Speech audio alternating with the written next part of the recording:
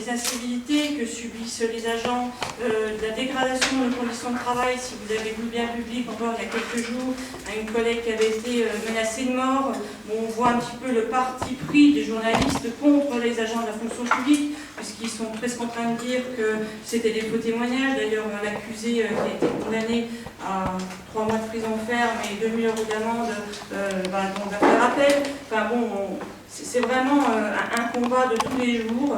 Ces incivilités, on peut les expliquer aussi. On a des très mauvaises conditions de travail, donc les clients, moi j'appelle encore les usagers, les citoyens qui viennent en préfecture, ils attendent un service de qualité, ils sont dans des conditions d'accueil qui sont absolument déplorables. Nous on le regrette déjà pour les agents, mais aussi pour le public. Donc la mayonnaise monte, puis ils s'énervent et donc ils agressent nos collègues. Tout ça, ce n'est pas acceptable.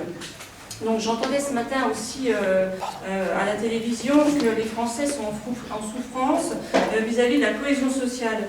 À titre de témoignage, dans les DDI, donc les directions départementales interministérielles, il y a une direction qui s'occupe plus particulièrement de la cohésion sociale. Et je peux vous dire que les agents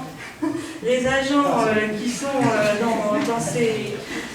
dans ces directions, ils ont beaucoup souffert. Il y a des agents des préfectures qui ont été affectés dans ces directions. Et on a dû leur faire passer en cachette de l'administration du matériel, des moyens. Ils n'avaient rien du tout. Ils n'avaient pas d'ordinateur, pas de papier, pas de crayon, pas d'agrafe. On leur a tout fourni en cachette de l'administration. Parce qu'avec les GOP, il ne faut pas tout mélanger. Donc il faut qu'ils puissent fonctionner. On leur a envoyé ça parce qu'ils ont une conscience professionnelle. Ils payaient sur leur denier personnel les convocations pour les citoyens, que les gens puissent avoir leurs droits respectés. Tout ça, il faut le savoir aussi.